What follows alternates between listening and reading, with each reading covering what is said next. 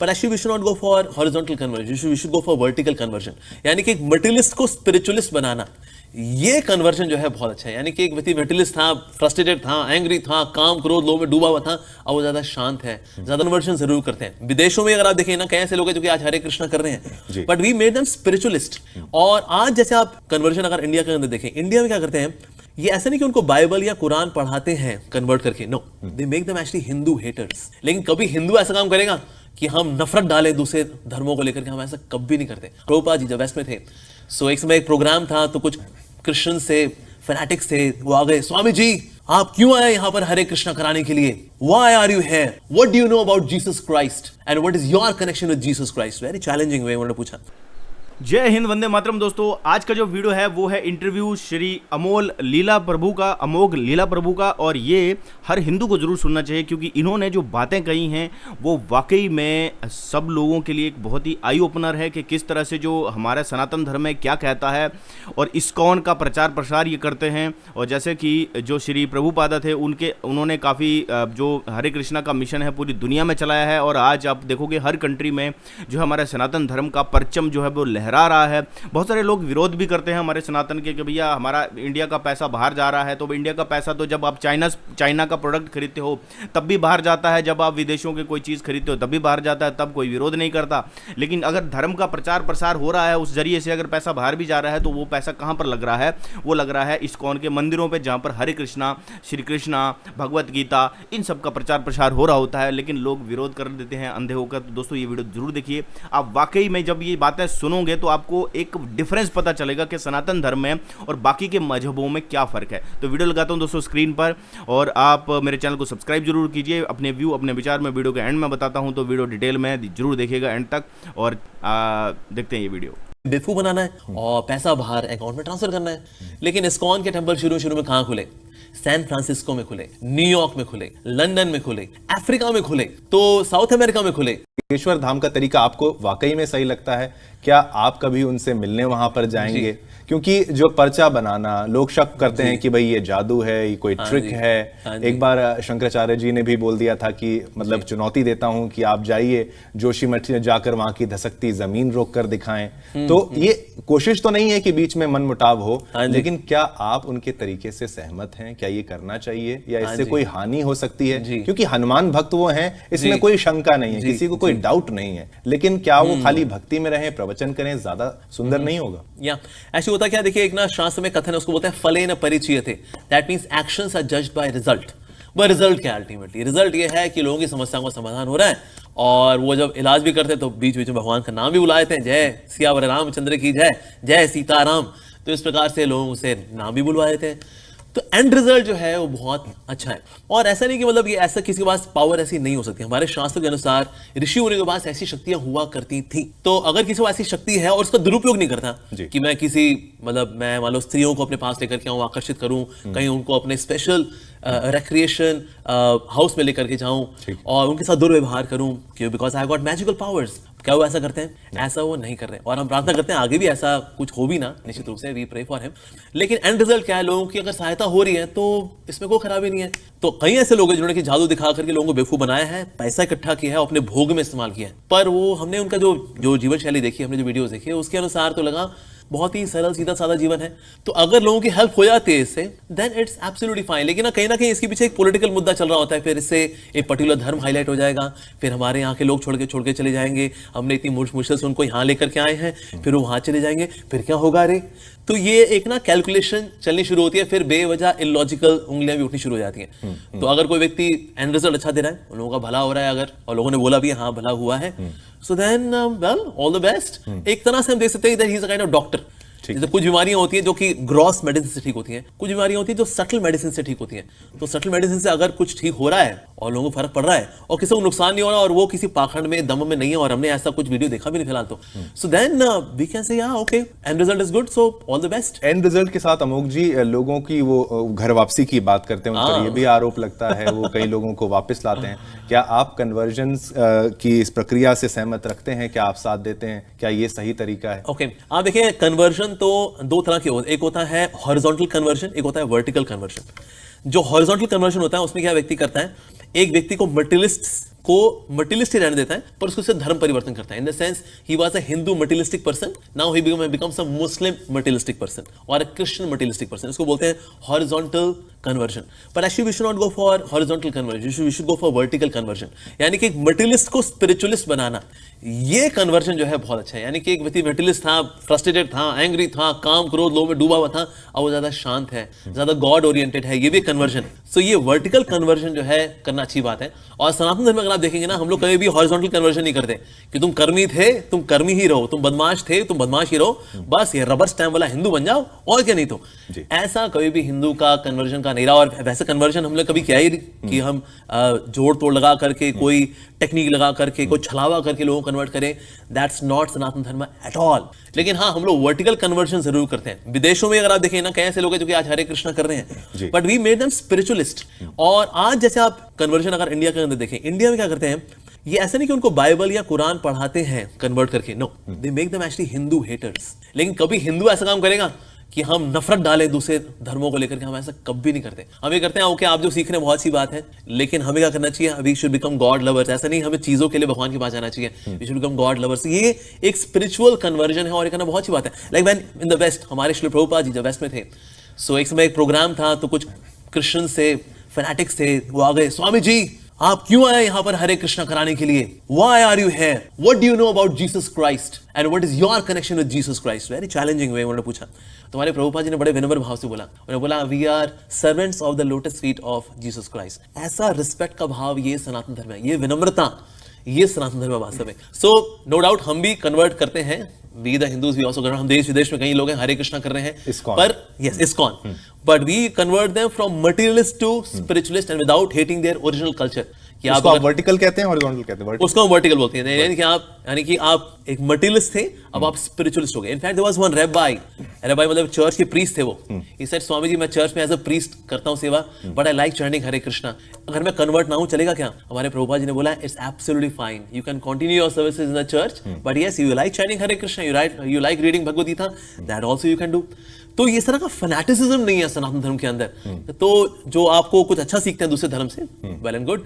तो इसलिए जो कन्वर्जन है इंडिया के अंदर ज्यादातर जो हुआ है, जिस तरह से मिशनरीज ने किया इंडिया के अंदर, वो ज्यादातर था हॉरिजॉन्टल कन्वर्जन, की किसी को पैसा दे करके, किसी को नौकरी दे करके या तलवार के दम पे, इस तरह से कन्वर्जन्स इंडिया के अंदर भर भर के हुए, लाखों लोगों के कन्वर्जन्स हुए। लोगों के लिए, हिंदुओं के लिए दिक्कत की बात ये हो जाती है, कई देवी देवता हैं, उनको समझना पड़ता है कि इसकी पूजा करें या उसकी करें। लेकिन आपने एक मार्ग चुना, आपने कृष्णा कॉन्शियसनेस को चुना। लेकिन आपके वीडियोस में जब देखता हूं, आप हनुमान जी की बात करते हैं, आप राम जी की बात करते हैं, आप शिव जी की बात करते हैं, तो केवल कृष्ण की पूजा करना ही एक मार्ग है या फिर ये एक मार्ग है उन हजारों मार्गों में से? आखिर इस्कॉन को क्यों चुना जाए, आप मतलब अगर आप उसको प्रीच करते हैं तो? ओके, एक्चुअली मैं वैसे इस्कॉन में सीधे डायरेक्टली नहीं आया, मैं घाट घाट का पानी पी करके आया। यानी मैं भी कहीं बाबाओं के चक्कर में, कोई गुरु जी के चक्कर में, और बाकी धर्मों में भी ज्ञान, चाहे वो इस्लाम हो, चाहे क्रिश्चियनिटी हो, बुद्धिज्म हो, सो इस तरह से मैं भी अलग अलग धर्मों में भी मैंने क्वेश्चन आंसर किए वहाँ के जो टीचर्स थे।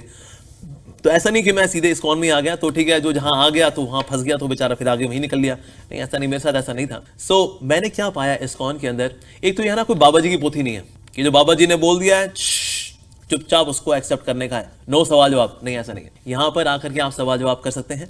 सेकेंडली, आपको आपके सवालों के बड़े ऑथेंटिक, साइंटिफिक, डिटेल्ड आंसर्स मिलते हैं which make lot of sense.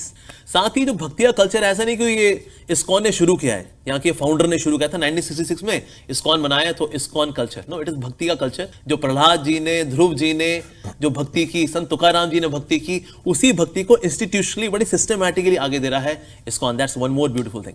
साथ ही it is based on holy scriptures, यानी शास्त्र, जैसे श्रीमद् भगवद गीता है, श्रीमद् भागवतम है, ये उनके ऊपर आधारित है। That's another beautiful thing about ISKCON. साथ ही it is based on culture, यहां सिर्फ फिलॉसफी नहीं है कि बस एक प्रवचन हुआ, सबने सुना, बाकी सब अपने अपने घर, नहीं, साथ साथ में ना कल्चर भी है। चाहे ग्रीट करने का कल्चर, चाहे लाइक वी से हरे कृष्णा, दैट्स अ कल्चर। तो इस तरह से प्रसाद पाते हैं हम लोग, भोग लगाते हैं भगवान को, इट्स कल्चर। तो इस तरह से कल्चर, धोती कुर्ता पहनना, इट्स पार्ट ऑफ कल्चर। तो साथ में कल्चर भी है, सिर्फ फिलॉसफी नहीं है। और मैंने साथ में ये भी देखा कि ना it is about so much of welfare to the society. ऐसा नहीं सिर्फ हम लोग बस हरे कृष्णा करते हैं, बस गाना वाना गाते हैं, हरे कृष्णा करते हैं और ढंग का कोई काम नहीं करते, नहीं, ऐसा बिल्कुल भी नहीं है। दुनिया में सबसे ज्यादा शुद्ध शाकाहारी भोजन बांटने वाली संस्था का नाम है ISKCON. 40 billion plates of sanctified food is distributed by ISKCON in past 55 years. पिछले 55 सालों में हमने 40 बिलियन प्लेट्स प्रसाद बांटा है। अभी सिर्फ कोविड में इंडिया के अंदर अकेले 7 करोड़ प्लेट्स बांटी ISKCON ने। अपनी जान की परवाह ना करते हुए, हमें भी कोविड हो सकता है, पर हमारे ISKCON के डिवोटीज गए, उन्हें प्रसादी बांटा। तो ये मुझे बहुत अच्छा लगा कि ऐसा नहीं ये लोग सिर्फ अपने कुनबे के अंदर रहते हैं, अपने गुफाओं के अंदर रहते हैं, लेकिन बाहर कुछ नहीं करते। नहीं, ऐसा बिल्कुल भी नहीं है। जैसे मैंने अभी आपको यूक्रेन और रशिया का एग्जाम्पल दिया, वहां हरे कृष्णा डिवोटीज पूरी दुनिया भर से भिक्षा मांग रहे हैं इन सोल्जर्स के लिए जो लड़ाई करने पे उतारू हैं। सो ये जो कल्चर है कि लोगों की हेल्प भी करनी है और अपनी स्पिरिचुअल प्रैक्टिसेस भी देखनी है, ये जो मैंने एक बहुत अच्छा ब्लेंड देखा, that was also very very impressive. साथ ही बड़े बड़े अच्छे संत महात्माओं से मिला ISKCON के अंदर, जो बड़े निस्वार्थ थे, बड़े लर्नड, बड़े scholarly, and yet at the same time very grounded, very down to earth and very intelligent, very compassionate. ऐसे संत नहीं, संतों से मिला, उससे भी बहुत कन्विक्शन आई। तो ये सब देख करके मुझे लगा यस, ये बात जो है आफ्टर घाट घाट का पानी पी कर फिर मुझे हरे कृष्णा की नदी में मेरी प्यास बुझी। लेकिन बात ये आती है only why Krishna, where as per Bhagavad Gita, Krishna is the supreme Lord, not as per ISKCON. As per Bhagavad Gita, Krishna is the supreme Lord. As per like for example, say Bhagavad Gita, chapter 7, verse number 7, Natta paratanam nanyat kinchit asti dhananjaya. There is no higher truth other than me. Krishna very clearly says, सर्व धर्मान परित्यज्य माम एकम शरणम रजा। एकलौती मेरी शरण में आओ, मैं तुमको तुम्हारे सारे पापों से मुक्त कर दूंगा। अहम त्वं सर्व पापेभ्यो मोक्षयिष्यामि मा शुचः। तुम डरो बिल्कुल नहीं। सो भगवद गीता क्लियरली बोलती है that we should take shelter of lord Shri Krishna. So हम भगवद गीता को फॉलो करते हैं, that's why. But does that mean कि हम बाकी देवी देवताओं को सम्मान नहीं करते? Absolutely not. हम बाकियों को भी एक्सप्लेन करते हैं in the light of shastras. Like Ram ji हैं, भगवान श्री कृष्ण की मर्यादा पुरुषोत्तम अवतार है, इसलिए हम राम कथा भी करते हैं। और हनुमान जी जो है वो परम राम भक्त हनुमान जी हैं, तो भक्तों गुणगान भी इसी कनेक्शन में करते हैं। तो इसीलिए बाकी सबको बड़ा सम्माननीय और जैसा शास्त्रों में उनकी पोजीशन बताई गई है in relation to the supreme lord, उसको वैसे समझाते हुए हम लोग निश्चित रूप से कृष्ण भक्ति को बताते हैं। बट इज नॉट दैट कि हमने सोच लिया कि पर्ची निकाली थी तो कृष्ण का नाम लिखा, ठीक है भाई ISKCON मतलब अब हम कृष्ण जी का प्रचार करेंगे क्योंकि पर्ची में कृष्ण जी का नाम निकला है, today Krishna hit the jackpot. Is it like that? No. तो कृष्ण का नाम क्योंकि शास्त्रों में आता है और इसीलिए हम उनकी पूजा प्रभु जी, तो दोस्तों जिन भी लोगों को डाउट होगा कि भाई ISKCON वाले तो सिर्फ श्री कृष्णा का ही प्रचार करते हैं, बाकियों का नहीं करते हैं, तो यहाँ से आपका डाउट क्लियर हो गया होगा। और जो हमारा सनातन धर्म है, इन्होंने बहुत ही अच्छी चीज़ कही कि विरोध कौन लोग करते हैं। जब जैसे कि धीरेन्द्र कृष्ण शास्त्री के प्रवचन से लोग प्रभावित हो रहे हैं, अब जो विरोधी हैं, जो ये चाहते हैं कि उनका ही मजहब दुनिया में रहे, बाकी सब खत्म हो जाए, उनको प्रॉब्लम हो जाती है। क्रिश्चियनिटी वालों को प्रॉब्लम हो जाती है, इस्लाम वालों को प्रॉब्लम हो जाती है, जो बुद्धिस्ट हैं उनको प्रॉब्लम हो जाती है कि भैया अगर ये इस तरह से करेगा तो जो हमारे लोग हैं वो भी कहीं इनकी तरफ अट्रैक्ट ना हो जाएं। इतनी अच्छाइयाँ हैं सनातन धर्म में कि लोग इसे बुरा करते हैं। आपने देखा होगा अक्सर कि हर कोई जो है सनातन का ही क्यों वो विरोध करता है, हर किसी को सनातन बुरा लगने लग जाता है। क्यों? क्योंकि लोग जो है मत पंथ संप्रदायों में बटे पड़े हैं। उन जो मत पंथ संप्रदायों से नहीं चाहते, वो जो उनके लीडर हैं वो ये नहीं चाहते कि लोग जो है सनातन धर्म की तरफ अट्रैक्ट हों। इसकी अच्छाइयाँ इतनी ज़्यादा हैं। यहाँ पर लिबरलिज्म का मतलब भंडार है। लोग कहते हैं ना हम लिबरल हैं, लिबरांडू वाले लिबरल नहीं, वो लिबरांडू जो है वो लिबरांडू हैं। लिबरलिज्म अगर सही में है तो वो सनातन धर्म में ही है, क्योंकि यहाँ पर आप दूसरे का विरोध वैसे नहीं करते हो। जैसे इस्लाम वाले कहते हैं नहीं नहीं मूर्ति पूजा तो शिर्क है, शिर्क करोगे तो नरक की आग में जलोगे। क्रिश्चियनिटी वाले भी कहते हैं तुम हेल फायर में जलोगे। क्रिश्चियनिटी को दूध की धुली नहीं है। तो लेकिन सनातन धर्म वाले ऐसा नहीं कहते। वो कहते हैं श्री कृष्ण की पूजा करो, राम की पूजा करो, है ना, ईश्वर की पूजा करो, शिव की पूजा करो, तो आपको जो है वो स्पिरिचुअलिज्म मिलेगा। लेकिन उससे हम ये नहीं कहते हैं कि जी जो अगर तुम इस्लाम के रास्ते पे जाओगे तो तुम हेल फायर में, तुम नरक में जलोगे, तुम इसमें जलोगे। हम कहते हैं पापी लोग नरक में जलेंगे। पापी कौन होते हैं? जो हत्याएं करते हैं बिना मतलब के, जो अपराध करते हैं, चोरियां करते हैं, डकैतियां करते हैं, जो दूसरे इंसानों के दिल को दुखाते हैं, किसी को बिना वजह मारते हैं, ये पापी होते हैं। सनातन धर्म में भी बोला गया, हमारे कहा गया है कि जो पापी हैं वो नरक में जाएं। नरक में जाने का मतलब है उनको कष्ट हो, जो दूसरों को कष्ट देते हो उनको कष्ट हो। हमारे उसमें वो लिखा हुआ है। ये नहीं लिखा हुआ है कि तुम अगर मुसलमान हो तो तुम नरक में जाओगे, तुम अगर क्रिश्चियन हो तो तुम नरक में जाओगे। हमारी सनातन धर्म इस चीज़ की अलाउ नहीं करता है, इसलिए हमारे में लिबरलिज्म सबसे ज़्यादा है। तो इन्होंने बिल्कुल सही कहा कि हम कन्वर्जन, जो हॉरिजेंटल कन्वर्जन नहीं करते हैं कि इधर से एक मुसलमान था उसको उठा के इधर से हिंदू बना दिया और फिर बोला तू मुसलमानों से नफरत कर, ऐसा नहीं बोला। आज भी जितने भी एक्स मुस्लिम हैं वो कहाँ नफरत फैला रहे हैं? वो तो उन्हीं के धर्मशास्त्रों को, उनकी जो किताबें हैं उन्हीं को खोल खोल के दिखा रहे हैं मुसलमानों को, देखो तुम्हारी किताबों में यार ये लिखा है, देखो ये गलत है, तुम्हें लगता है ये गलत है। वो कहते हैं नहीं नहीं नहीं हमारा गलत है, नहीं हमें लिख दिया तो लिख दिया, गलत है तो गलत है, हमें चाहे लिख दिया है हमें गलत ही मानना है। लेकिन सनातन धर्म ऐसा नहीं है दोस्तों। हमारे में अगर कोई किताब में अगर कोई चीज़ गलत लिखी जाती है तो हम बोलते हैं नहीं नहीं गलत है भाई, ये हो सकता है किसी में मिलावट की हो, हम ऐसा बोलते हैं। क्यों बोलते हैं?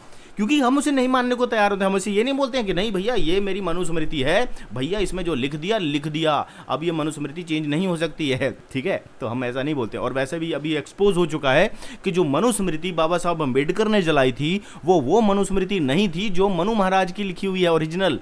यानी कि ये कोई 500-600 साल पहले कोई ऐसे मनु नाम से किसी पर्सन ने वो मनुस्मृति छापी है। इसको हम ये भी कहते हैं कि ये बहुत बड़ा प्रोपोगंडा भी हो सकता है कि ताकि हिंदुओं को जो है वो उनके मूल धर्म है जो वैदिक धर्म है उससे हटाया जा सके।